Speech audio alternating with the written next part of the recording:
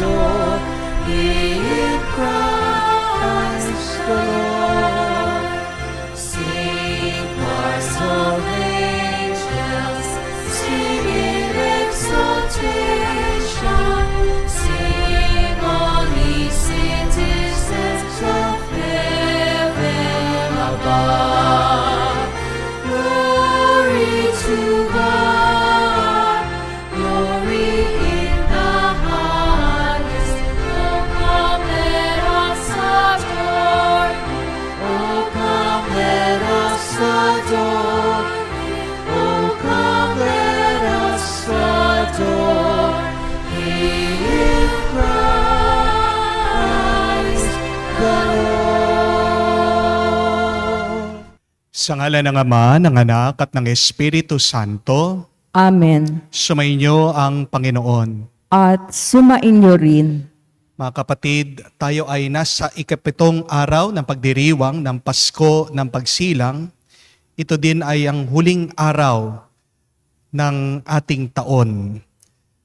Atin din pinagdiriwang ngayong araw ang kapistahan ni San Silvestre. Tayo ay nagpapasalamat at nagpupuri sa Diyos dahil nakarating tayo sa huling araw ng taon na ito. Napakaraming mga pagsubok nating pinagdaanan. Napakaraming mga problema nating hinarapan. Napakaraming mga lungkot na ating tiniis.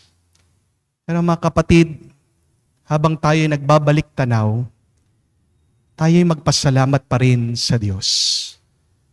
Dahil tandaan nyo, ang lahat ng mga bagay na dumaan, tinanggap natin, ay grasya.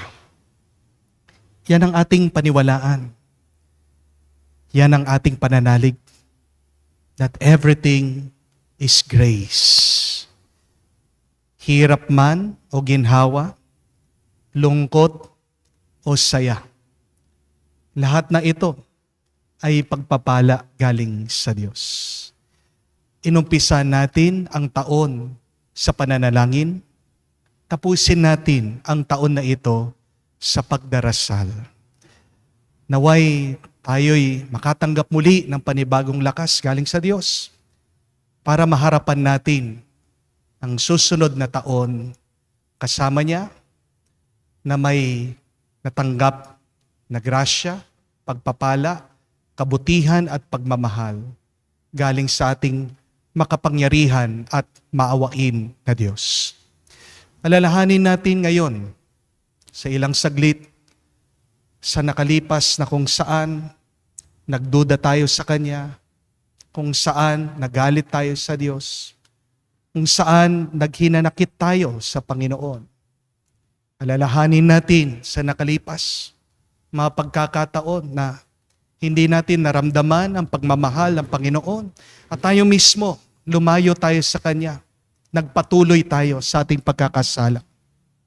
Pagsisihan natin ang mga pagkakataon na ito, magpakumbaba tayo sa Kanya, magkumpisal tayo para makita tayo muling karapat-dapat na makatanggap sa mga banal na misteryo.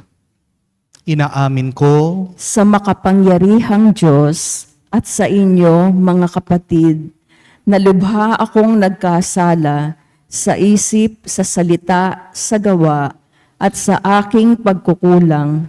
Kaya isinasamo ko sa mahal na Birheng Maria, sa lahat ng mga anghel at mga banal, at sa inyo, mga kapatid, na ako'y ipanalangin sa Panginoong ating Diyos. kaawaan tayo ng makapangyarihang Diyos, patawarin tayo sa ating mga kasalanan, patnubayan tayo sa buhay na walang hanggan.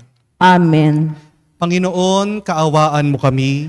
Panginoon, kaawaan mo kami. Kristo, kaawaan mo kami. Kristo, kaawaan mo kami. Panginoon, kaawaan mo kami. Panginoon, kaawaan mo kami. Gloria in excelsis Deo.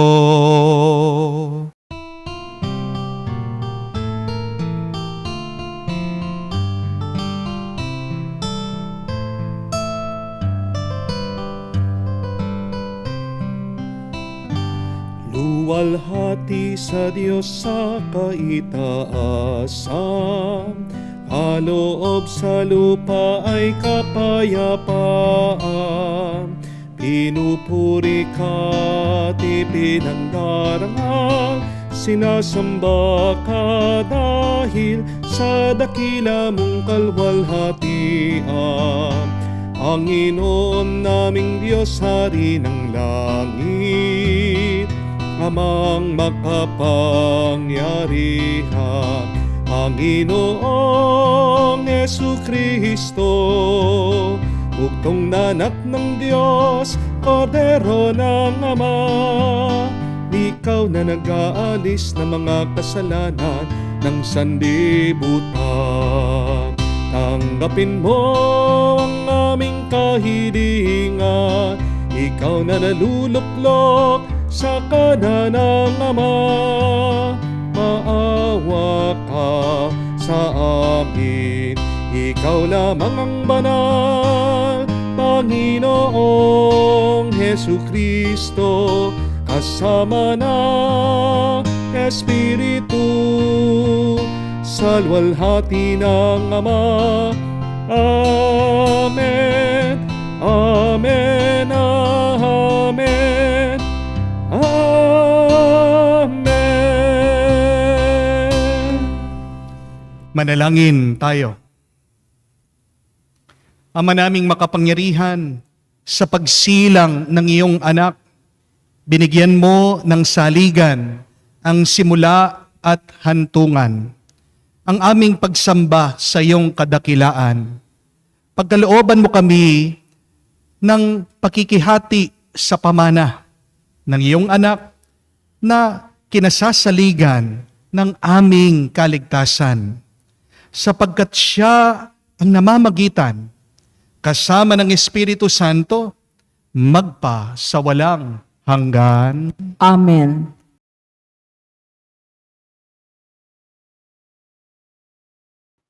Pagbasa mula sa unang sulat ni Apostol San Juan. Mga anak, malapit na ang wakas.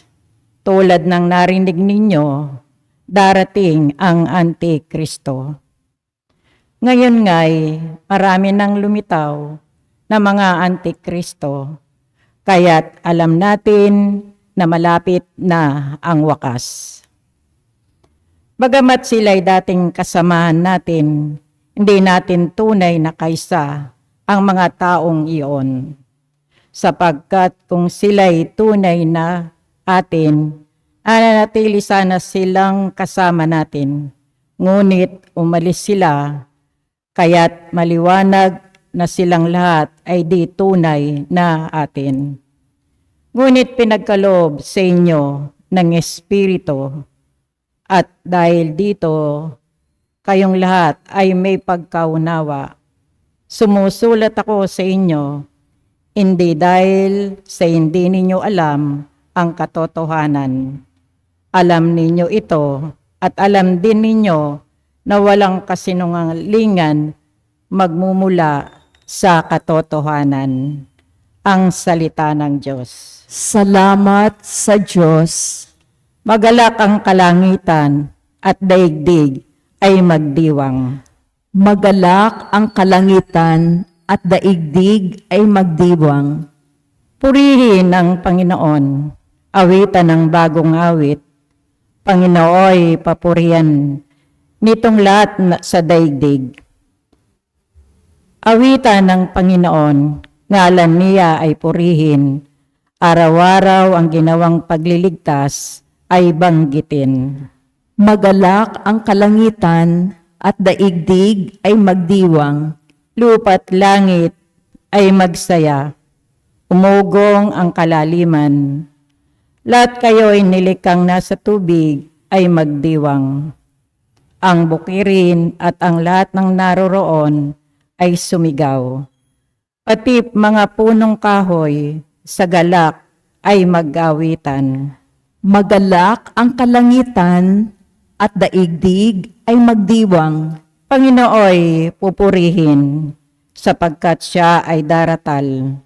Paparito sa daigdig, upang lahat ay atulan. Tapat siya kung umatol at lahat ay pantay-pantay. Magalak ang kalangitan at daigdig ay magdiwang.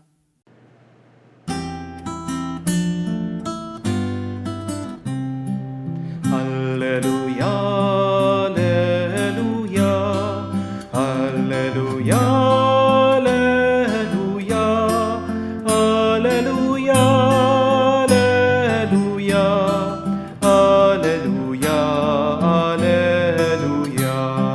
alleluia, alleluia, alleluia, alleluia, alleluia.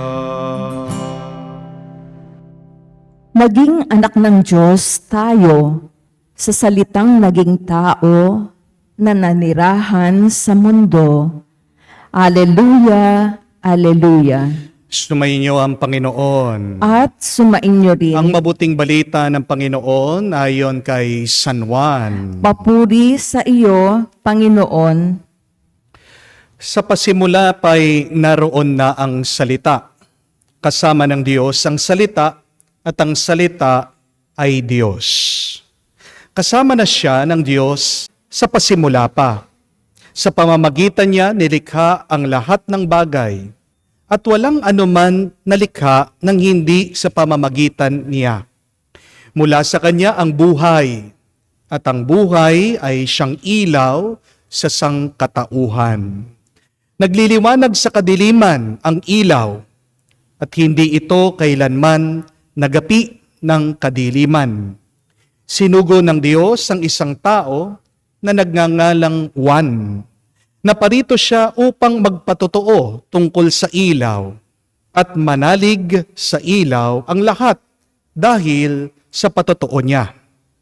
Hindi siya ang ilaw kung hindi naparito siya upang magpatotoo tungkol sa ilaw. Ang tunay na ilaw na tumatanglaw sa lahat ng tao ay dumarating sa sanlibutan. Nasa sanlibutan ang salita. Nilikha ang sanlibutan sa pamamagitan niya, ngunit hindi siya nakilala ng sanlibutan. Naparito siya sa kanyang bayan, ngunit hindi siya tinanggap ng kanyang mga kababayan. Ngunit ang lahat ng tumanggap at nanalig sa kanya ay pinagkalooban niya ng karapatang maging anak ng Diyos. Sila ngayon naging anak ng Diyos hindi dahil sa isinilang sila ayon sa kalikasan, hindi sa pita ng laman o sa kagagawan ng tao. Ang pagiging anak nila ay buhat sa Diyos. Naging tao ang salita at siya'y nanirahan sa piling natin. Nakita namin ang kanyang kapangyarihan at kadakilaan, puspos ng pag-ibig at katapatan. Tinanggap niya mula sa Ama ang kapangyarihan at kadakilaang ito bilang bugtong na anak. Nagpatotoo si Juan tungkol sa kanya at ganito ang kanyang sigaw. Siya ang tinutukoy ko ng aking sabihin, ang darating na kasunod ko'y higit sa akin, sapagkat siya'y siya na bago pa ako ipanganak. Dahil sa siya'y puspos ng pag-ibig, tayo'y lahat ay tumanggap mula sa kanya ng abot-abot na kaloob, sapagkat ibinibigay ang kautusan sa pamamagitan ni Moises, ngunit ang pag-ibig at ang katotohanan ay dumating sa pamamagitan ni Jesucristo. Kailanmay, walang nakakita sa Diyos. Subalit, ipinakilala siya ng bugtong na anak. Siya'y Diyos na lubos na minamahal ng Ama. Mga kapatid, ang mabuting balita ng ating Panginoon. Pinupuri ka namin, Panginoong Hesukristo. Magandang araw po muli sa inyong lahat. Magandang araw po, Father. And once again po, a Merry Merry Christmas po sa inyong lahat. Welcome po sa ating mga followers, and I am praying for all of our online viewers. I hope you are well. Please stay well. Tanong ko lang po, kumusta na po ang pagtatapos ng taon niyo? Mabuti po ba o masama? Masaya po ba o malungkot? Mapalad po ba o may problema ka pa rin? How is the end of your year? May utang ka pa rin ba? Nandyan pa rin ba? Hinahanap ka, hinahabol ka ng naniningil? Masakit pa rin ba ang loob mo sa iyong asawa o sa iyong kapatid o sa iyong kaibigan na pinagtaksilan ka, na siniraan ka? Wala ka pa rin bang jowa? Wala pa rin bang love life? O may sakit ka pa rin ba? Hanggang ngayon, hindi ka pa rin gumagaling. Depressed ka pa rin ba? Dahil bumagsak ka sa board exam. O marami ka pa rin inaalala, hindi ka sigurado kung ano mangyayari bukas.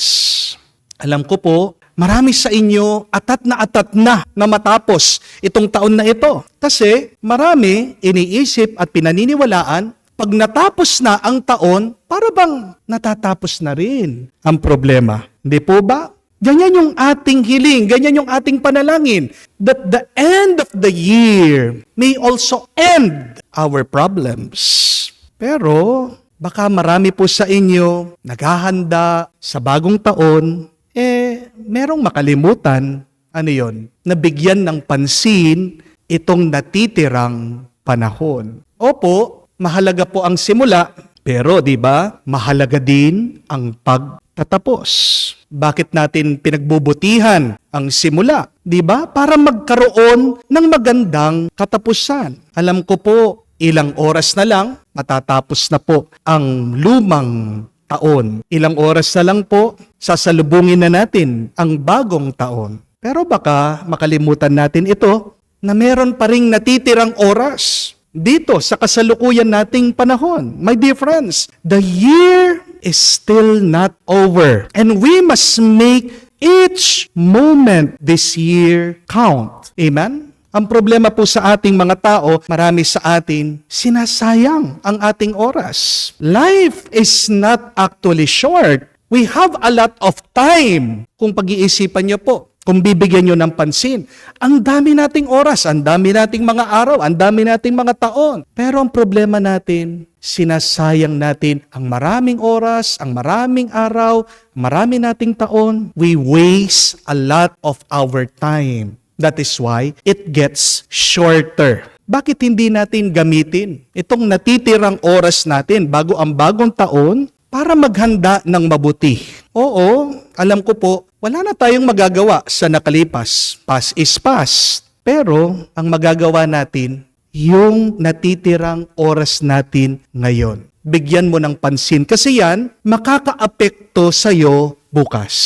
Amen? Ang tanong, ano ang pinakamagandang paraan para tapusin natin ang taon natin ngayon? What is the best way to end this year? Mahalaga pong sagutin yan. Bakit? Because you must understand, my dear friends, how you end will affect how you begin. Amen? Kung paano ka nagtapos, ganyan ka magsisimula. Halimbawa, nakatapos ka sa pag-aaral mo, kaya lang kulelat ka, wala kang alam. Magtatrabaho ka, paano ka mag-uumpisa?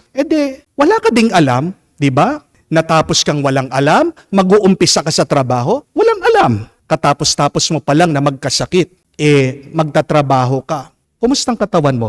Di ba manghihina ka pa rin? Katapos-tapos mo pa lang sa iyong heartbreak, sakit ang loob mo. May naliligaw na naman sa'yo. May nagkaka-interest sa'yo. Paano ka magsisimula? Di ba? Wala ka ng tiwala. Di ba? Nagdududa ka na. Ayaw mo na magmahal muli. Pero kung katapos-tapos mo pa lang mabayaran yung mga utang mo, wow, debt-free. Ha? Paano ka magsisimula? Malakas ang loob mo na magnegosyo. Masaya ka na gumastos. Kasi wala ka nang iniisip na bayarin. Hindi po ba? Katapos-tapos pa lang ng iyong bahay na paggawa mo. Paano ka magsisimula? Mahimbing ang tulog mo. Relax na relax ka. Di po ba? Katapos-tapos pa lang ng mga anak mo, nakapag-graduate na sila. Wow! Ang gaan ng loob mo. Wala ka nang iniisip, meron ka ng peace of mind. Harvest time ka na. How you end is how you will begin. Remember that. So again, the question is, it is very important for us to answer this. What is the best way to end this year? Allow me to give you 3 suggestions po. Ito po yung 3 paraan para maging tama, mabuti ang ating pagtatapos sa taon na ito. Number 1, examine the past. Examine yourself. Suriin mo yung nangyari. Suriin mo din ang iyong sarili. Ang ating pong mahal na ina, si Mama Mary, siya po yung halimbawa natin. Kasi palagi mababasa niyo po sa mabuting balita. Ano man yung mga nangyayari sa kanya, nararanasan niya, ang sabi, pinagmumunihan niya. Pinagninilayan ng ating mahal na ina. Mary kept all of her experiences in her heart and pondered upon them. Minsan nabibigo tayo sa buhay. Bakit? Kasi hindi tayo natuto. Kaya nga paulit-ulit ka nagkakamali Kasi hindi mo pa nalaman, hindi mo pa pinag-aralan, hindi mo pa nakita ang aral. Alam natin ang kasabihan. Ang taong hindi marunong lumingon sa pinanggalingan, hindi makakarating sa paroroonan. Pero wag lang tayong basta't lilingon. Ano ang tinuturo ng iyong mga karanasan sa nakalipas sa iyo? Ano ang nangyari sa iyo? How did your experiences mold you, transform you, change you to the person that you are now? Examine where you spend your time last year. Maganda po, kunin niyo yung cellphone niyo kung kayo'y nangangalendaryo. Ano yung mga ginawa mo from January, February, hanggang pong ngayong December? Yung mga ginawa mo nakatulong sa'yo? O yung mga ginawa mo naging mas malala ka, napasama ka lang? Did your experiences in the past help you, improve you? Or did you become worse? Also, my dear friends, examine the people that you spend your life with in the last year. Nakatulong ba yung mga taong yan sa iyo? O nilayo ka lang nila sa Diyos? O napasama ka lang dahil sa kanila? Sabi po ng unang pagbasa, alamin natin kung sino talaga yung mga para sa atin. Kasi ang tunay na tao na para sa iyo, mananatili yan. Who are the people who left you? Sino yung mga tao na iniwan ka? Masakit ba ang loob mo? Na kinalimutan ka nila? Na iniwan ka nila? Remember this, my dear friends. Be like a tree that allow the dead leaves to fall. Huwag mong paghihinayangan na iniwan ka ng mga taong yan kasi maniwala ka, gumawa ng paraan ang Diyos. Na alisin ang mga taong hindi naman nakakatulong sa iyo kasi gusto niya maging mas mabunga ka. Habang nandyan ang mga taong yan, magiging mabigat, magiging mas mahirap ang iyong buhay. So, thank the Lord for the people who stayed, but also thank God for the people who left you. Okay lang. Also, examine your house. Buksan niyo po yung mga cabinet niyo. Buksan niyo po yung mga kwarto niyo.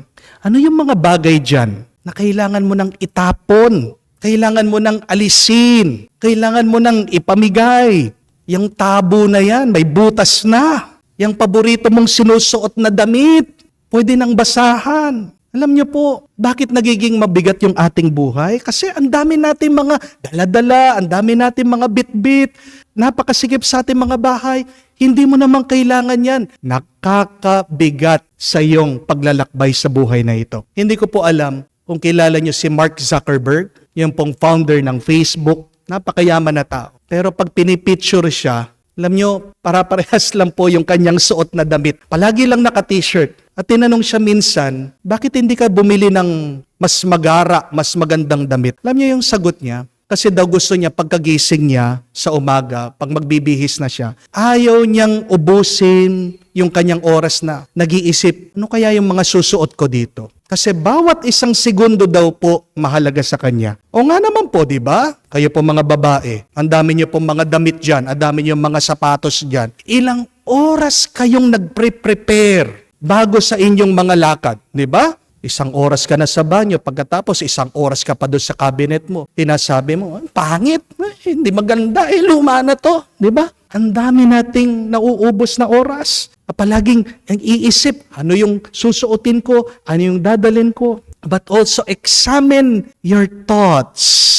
What are your negative beliefs that you need to change? Ano yung mga hindi na nakakatulong sa'yo? Pinag-iisipan mo ng masama yung ibang tao. Iniisip mo na wala nang chance, wala nang pag-asa, wala nang magbabago. Hey, change that. Balik mo kapatid, yung pag-asa sa iyong isip, sa iyong puso. Meron ka bang resentment? Meron ka bang pinagsisisihan sa nakalipas? Imbis na magtampo ka, imbis na sumakit ang loob mo, pag-aralan mo, how can I do better in the next year? Na yung mga pag-aalala mo, tapon mo yan sa Diyos. Mga kapatid, gamitin natin ang natitirang oras natin sa pagninilay, pag-iisip, pagmumuni-muni tungkol sa nakalipas para mapaghandaan mo ang susunod na taon. Second, to prepare better, to end better our year. Note your learnings.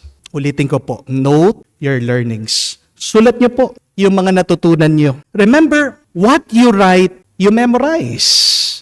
Ako po, sinusulat ko lahat ng mga natututunan ko. Pag may ibang pari na nagsasalita, ganda ng sinasabi nila, nandito po lahat sa cellphone. Kahit po mayroong mga bumibisita sa inyo, nagpapa-counseling sa akin, nakikinig po ako na mabuti. Ang dami ko pong natututunan, sinusulat ko po. Kasi ayaw ko pong makalimutan. Naniniwala po ako na ang Diyos ginagamit niyang ibang tao para mangusap sa akin. At natutuwa po ako yung mga iba din sa inyo. Nagte-take down notes pag ako po ay nag-homily. You know, the greatest treasure that you can have in this life is not money, it's not things, it's not your beautiful car, it's not your jewelry, but it is rather wisdom.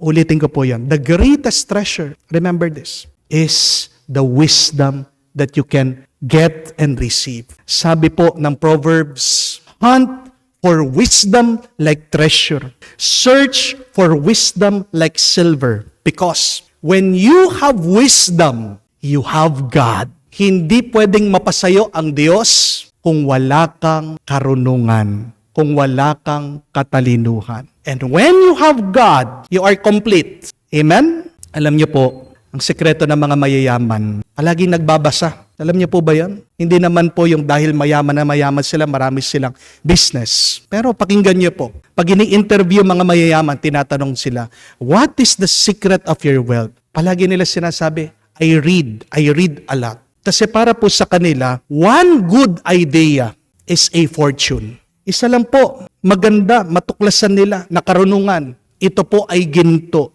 Read, my dear friends. In Jeremiah chapter 30, verse 2, sabi niya, God is saying to the prophet, he should write everything that is spoken to him. Ano yung mga bagay na kailangan mong isulat mahalaga para hindi mo makalimutan? At bago po matapos ang taon na ito, sulat nyo yung mga plano nyo. Alam nyo po, yung pagsusulat ng mga panaginip, dasal yan. And I can attest to that. 2 years ago, nagsulat po ako. Pinagdasal ko po yung kapatid ko na sana po mag-succeed yung business niya. And thank God, binigay po ng Diyos. Nag-ooperate po, ang ganda nung business po niya ngayon. Binalikan ko po kasi naglilinis ako doon sa altar. Pagkakita ko, sinulat ko pala to, Oh Lord, help my sister to have a successful business. 2 years ago, binigay po ng Diyos. Baka yan na lang ang kulang, hinihintay ng Diyos sa iyo. Sulat mo, mga natutunan mo sa nakalipas, isulat mo yung iyong mga pinagdarasal sa paparating na taon. Third and last, dialogue with God. Mga kapatid, magkaiba po ang pagdarasal sa pagninilay. There is a difference between praying and meditating. Ang alam lang natin kasi is prayer, di po ba? Yung nagdarasal. Pero ano ba yung pagkakaiba ng dalawang yan? Importante po na sa ating buhay espiritual, ginagawa natin ang dalawang yan. Prayer is talking to God, but meditation is allowing God to talk to you. Di ba? Yan yung pagkukulang natin. Palagi tayo, talk. Lord, ito yung problema ko. Lord, tulong naman. Pero ano po yung pagkukulang natin? Yung pagkatapos natin magsalita, nakinig ka ba kay Lord? Pagkatapos mong magsalita, hayaan mong magsalita ang Diyos sa iyo. That is what dialogue is. That is a conversation. My dear friends, as the year end, talk to God and also listen to Him. Be silent for a while. Kasi po, sa buong taon natin, di ba? Ang ingay, napaka-busy natin. Why be silent? Because God talks to us in silence. Sa kakaunting katahimikan, pasalamat ka sa Diyos sa napakaraming grasya, pagpapala, tinanggap mo sa nakalipas na taon. At hilingin mo muli sa Diyos ang kanyang tulong sa susunod na taon. Kaya po tayo naliligaw minsan kasi puro lang tayo nagsasalita. Meron na nagsasabi sa'yo, huwag ka dyan, sarado dyan, huwag ka dyan, mahuhulog ka dyan, huwag ka dyan, madidisgrasya ka. Pero tigas ng ulo natin eh, di po ba? Kasi wala tayong ibang pinakikinggan kundi sarili natin eh. Ang tawag dyan, pride. Mga kapatid, marami tayong tinanggap na grasya at bendisyon sa Diyos. Hindi ka naman niya pinabayaan. Paano pa kaya kung makikinig ka sa Kanya? Mas aapaw, mas sobra-sobra pa ang iyong tatanggapin galing sa may kapal. My dear friends, dialogue with God. Tell God how grateful you are for the lessons that you have received in the past years. And may this dialogue with God strengthen you once again. Pag-usap ka sa Diyos, makinig ka sa Diyos, at naway yan ang magpalakas sa iyo. Isa lang po ang gusto ng Diyos, na tayo ay makasama niya, na tayo ay mahalin niya. Kaya mga kapatid, huwag niyo pong kalimutan ang tatlong paraan na ito para maging mabuti ang pagtatapos ng ating taon. Madali lang naman pong tandaan. Just spell the word end. E-N-D. Letter E, examine the past. Examine yourself. Letter N, note your learnings. Note your dreams. Letter D, dialogue with God. Do not only talk and talk, but also listen. And the best way to end the year. May you have the best ending this year, I pray, so that you may have the greatest and the best beginning next year. Sa inyo pong lahat, God bless po, and a blessed Happy New Year po sa inyong lahat. Palakpakan po natin ang Diyos. Sa pagtatapos ng taon, purihin at pasalamatan natin ang Diyos para sa maraming biyaya na binuhos niya sa atin, lalong-lalo na ang handog niyang anak si Jesus. Ating sabihin, Panginoon, dinggin mo kami. Panginoon, dinggin mo kami.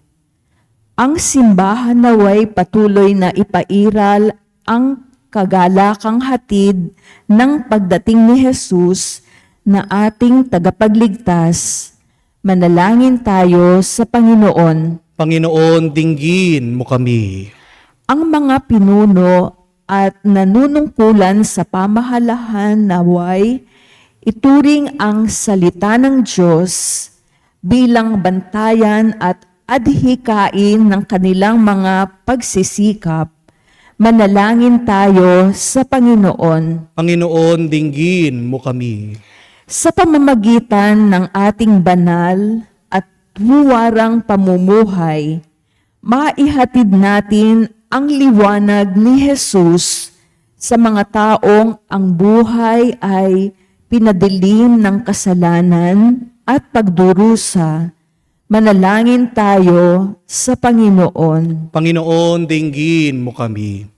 Sa katahimikan po ng ating puso, banggitin din natin at sabihin natin sa Diyos ang ating mga personal na pangangailangan. Ama naming mapagmahal, Nagpapasalamat kami sa iyo sa pagbabahagi mo sa amin ng iyong buhay. Nawa ay matalikuran namin ang kasalanan at sa pagsalubong namin sa isa pang taon, puspusin mo kami ng liwanag, pag-asa at pag-ibig. Hinihiling namin ito sa pamamagitan ni Kristo, aming Panginoon. Amen.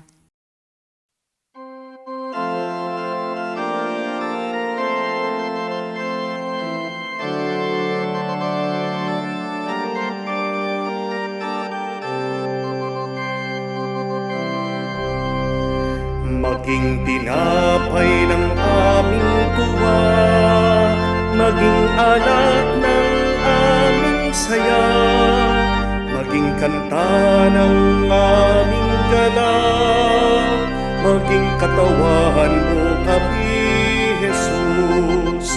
Maging tinapay ng aming tuwa, maging alat ng aming saya, maging kanta ng aming galang, maging katawan mo kami, Jesus. Sa'yo, Panginoon, kami nag-aalay, tinapay ng sakit, hapdi at lungkot, tinapay ng pagod, tinapay ng bigat, gawin mo ng tinapay ng tuwa. Maging tinapay ng aming tuwa, maging alak ng aming saya, maging kanta ng aming galang, maging katawan mo kami, Jesus. Manalangin kayo mga kapatid, para ang ating mga paghahain ay kalugdan ng Diyos, amang makapangyarihan. Tanggapin nawa ng Panginoon itong paghahain sa iyong mga kamay, sa kapurihan niya at karangalan, sa ating kapakinabangan at sa buong sambayanan niyang banal. Ama naming lumikha, ang tapat na pag-ibig at pagkakasundo ay sa iyo nagmumula. Ipagkaloob mong aming mayhain, ang aming mga alay, ang iyong kadakilaan, at ang aming mapagsaluhan sa banal na pakikinabang, ang aming pinagdiriwang sa pamagitan ni Jesucristo, kasama ng Espiritu Santo, magpa sa walang hanggan. Amen. Sumainyo ang Panginoon. At sumainyo rin, Itaas sa Diyos ang inyong mga puso at diwa. itinaas na namin sa Panginoon. Pasalamatan natin ang Panginoong ating Diyos. Marapat na siya ay pasalamatan. Ama naming makapangyarihan, tunay nga marapat ikaw ang aming pasalamatan. Sa pamamagitan ni Jesucristo na aming Panginoon, sumilay sa amin ang pagkakataong makipagpalitang handog sa iyo ngayon. Inako ng iyong masang anak ang pagkatao naming alangan at hamak, kahit kamatayan namin ay kanyang natikman, upang kami makasalo sa buhay na walang hanggan. Kaya kaisa na mga anghel na nagsisiawit ng papuri sa iyo, nang walang humpay sa kalangitan, kami nagbubunyi sa iyong kadakilaan.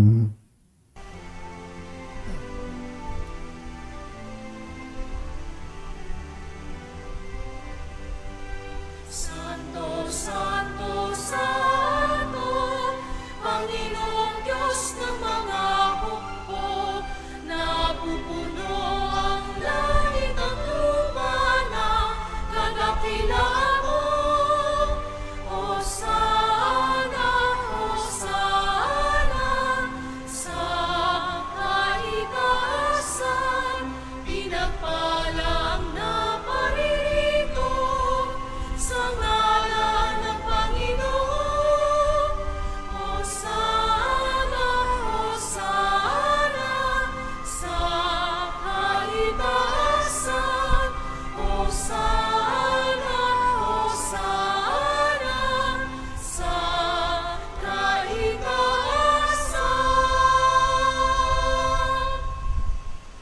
Ama naming banal, ikaw ang bukalan tanang kabanalan, kaya't sa pamagitan ng iyong Espiritu, Gawin mong banal ang mga kaloob na ito upang para sa amin maging katawan at dugo ng aming Panginoong Heso Kristo. Bago niya pinagtiis ang loob na maging handog, hinawakan niya ang tinapay, pinasalamatan kanya, pinaghati-hati niya iyon, inabot sa kanya maalagad at sinabi, "Tanggapin ninyong lahat ito at kanin, ito ang aking katawan na ihahandog para sa inyo."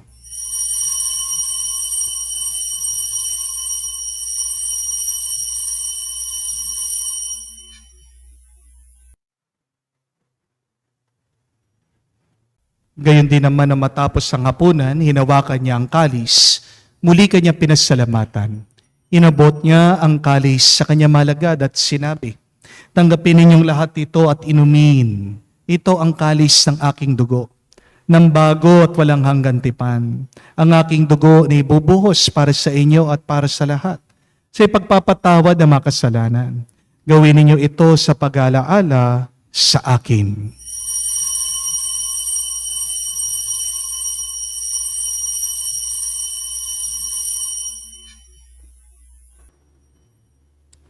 Ang misteryo ng pananampalataya.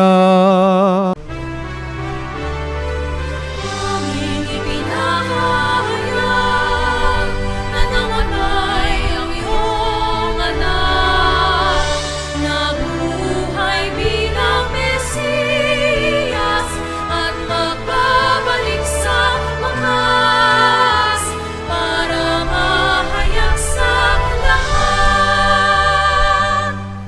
Ama, ginagawa namin ngayon ang pag-alaala sa pagkamatay, muling pagkabuhay ng iyong anak. Kaya tiniyalay namin sa iyong tinapay nagbibigay buhay at ang kalis na nagkakalob ng kaligtasan. Kami nagpapasalamat dahil kami ang minarapat na tumayo sa harap mo para maglingkod sa iyo. Sinasamo namin kami magsalo-salo sa katawan at dugo ni Kristo ay mabuklod sa pagkakaisa sa pamamagitan ng Espiritu Santo. Ama, lingapin mong iyong simbahan, laganap sa buong daigdig. Puspusin mo kami sa pag-ibig. Kaisa ni Francesco, ang aming Papa, Florentino, aming Arsobispo, at ng Tanang Kaparian. Alalahanin mo rin ang aming mga kapatid na nahimlay na may pag-asang sila'y muling mabubuhay. Gayon din naman lahat ng mga pumanaw. Kawan mo't sila't patuloyin sa iyong kaliwanagan. Kawan mo't pagindapating kaming lahat na makasalo sa iyong buhay na walang wakas. Kaisa na mahal na Birhen Maria, Ina ng Diyos. Kaisa ni San Jose, ang kanyang malwalhating esposo. Kaisa ng mga apostol at lahat ng mga banal na namuhay dito sa daigdig na kalugod-lugod sa iyo. May pagdiwang nawa namin ang pagpupuri sa ikararangal mo sa pamamagitan ng iyong anak, aming Panginoong Heso Kristo.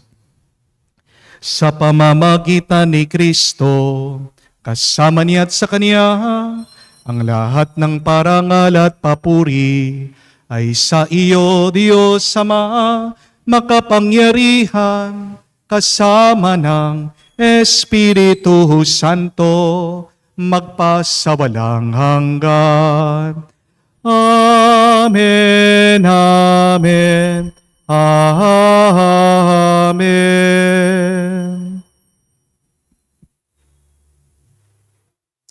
Sa nakakagaling na utos sa turo ni Jesus sa Panginoon natin at Diyos, ipahayag natin ng lakas loob.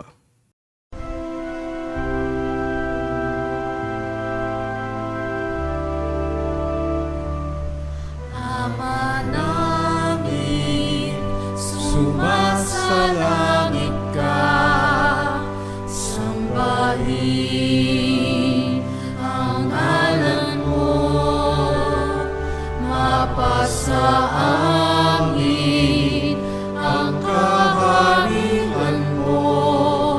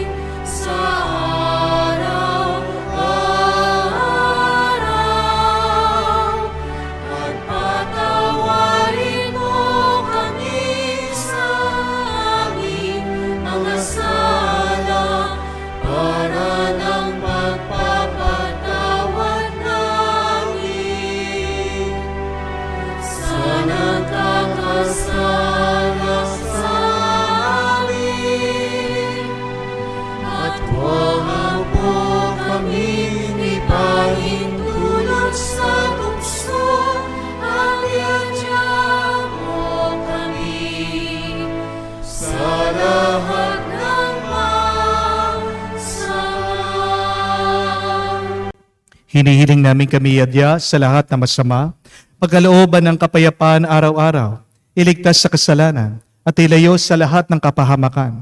Samantalang aming pinanabikan ang dakilang araw ng pagpapahayag ng tagapagligtas naming si Heso Kristo. Sapagkat iyo ang kaharian at ang kapangyarihan at ang kapurihan magpakailanman. Amen. Panginoong Heso Kristo, sinabi mo sa iyong mga apostol, kapayapaan ang iniiwan ko sa inyo, ang aking kapayapaan ang binibigay ko sa inyo. Tunghayan mo ang aming pananampalataya at huwag ang aming pagkakasala. Pagkalooban mo kami ng kapayapaan at pagkakaisa ayon sa iyong kalooban, kasama ng Espiritu Santo, magpa sa walang hanggan. Amen. Kapayapaan ng Panginoon ay laging sumainyo. At sumainyo rin. Magbigayan po tayo ng kapayapaan sa bawat isa. Peace be with you po. Kapayapaan po sa inyong lahat. Merry Christmas and a blessed Happy New Year po sa inyong lahat. Kordero ng Diyos na nag-aalis ng mga kasalanan ng sanlibutan, maawa ka sa amin. Maawa ka sa amin. Kordero ng Diyos na nag-aalis ng mga kasalanan ng sanlibutan, maawa ka sa amin. Maawa ka sa amin. Kordero ng Diyos na nag-aalis ng mga kasalanan ng sanlibutan, ipagkaloob mo sa amin ang kapayapaan.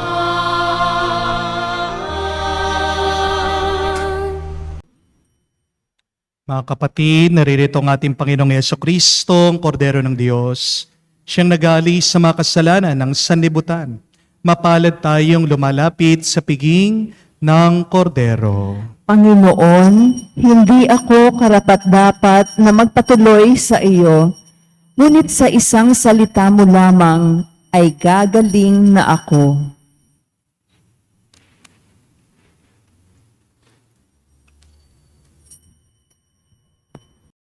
Mid the silent night, the stars are shining.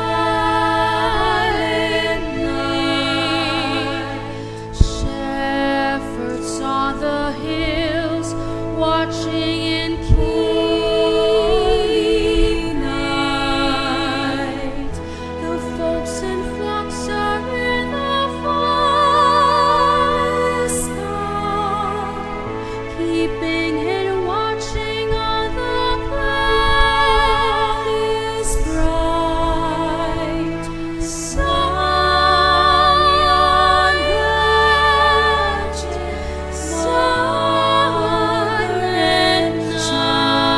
night, holy, but so tender night, sleep in peace, sleep in heaven, sleep in heavenly Manalangin tayo.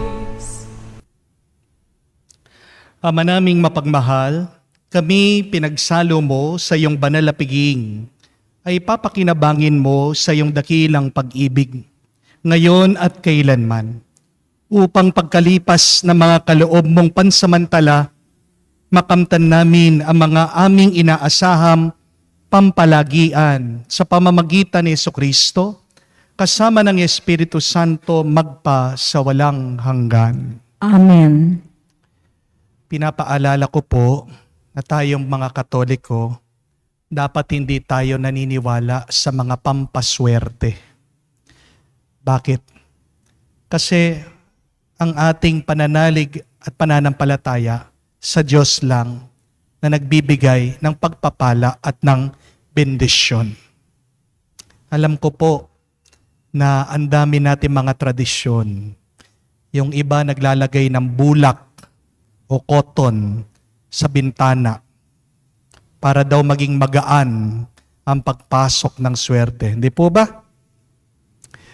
Yung iba nangungumpleto daw ng mga prutas na bilog para 12 na prutas, 12 months, swerte daw po ang pagpasok sa kanilang pamilya.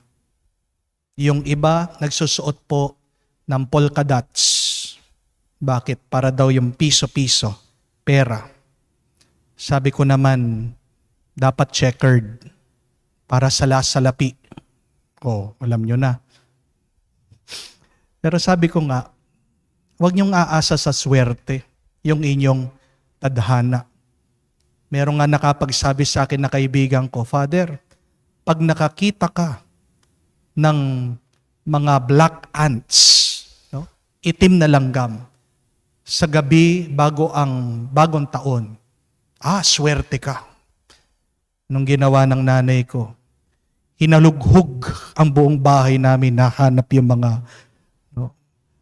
langgam. Pag nakakita ka ng pulang langgam, ay Father, malas yun. Nakakita, pinatay. Wala naman kasalanan yung mga langgam. Pinatay. See? Minsan sa paniniwala natin sa swerte, kung ano-ano yung ating mga ginagawa. Pero ang pinakamagandang paghahanda sa bagong taon, balikan niyo po yung aking aral, and examine your past, examine yourself. Kung ang dami mong bagahe, dala-dala sa puso mo, basura yan. Pinakamagandang paghahanda, linisin niyo po yung bahay niyo. Baka ang dami niyo na ring naipon na basura. Pati mga plastic, mga pinagbalutan. Kung hindi mo na kailangan yan, tapon niyo na. Yung mga damit na hindi niyo nakasya. Kung hindi mo na nasusuot ng isang taon yung damit mo, ibig sabihin, hindi mo na rin susuotin yan sa susunod na taon. Hindi po ba? Pamigay niyo po doon sa mga ibang tao na walang pera makabili ng bagong damit. No? And note down your learnings. Have a review para matuto ka sa susunod na taon. And then, note your plans and your dreams. Yan yung dasal mo. Lagay niyo po sa ilalim ng inyong mga altar. Manalig ka. Nakikinig ang Diyos, nakikita niya ano yung mga kahilingan mo.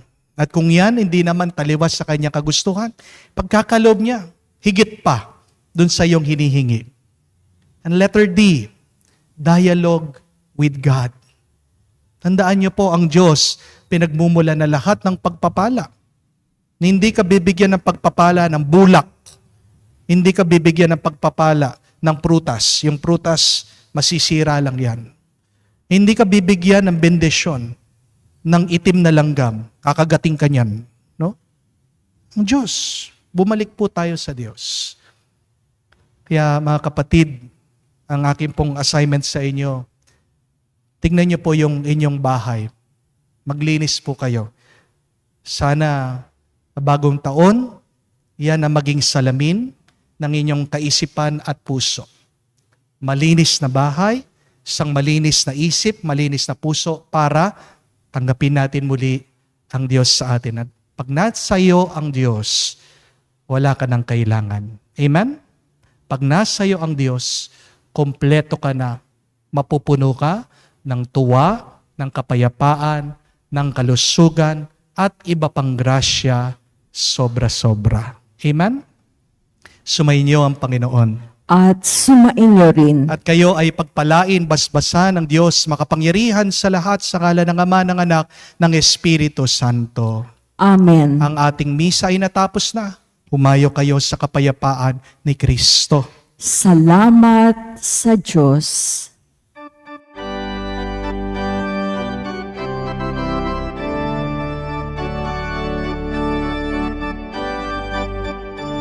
Kayong anak ng Diyos lumundag sa tuwa dahil sinilang na si Jesus. Magsimba na tayo, magpasalamat sa Ama. Salamat po binigay niyo si Jesus.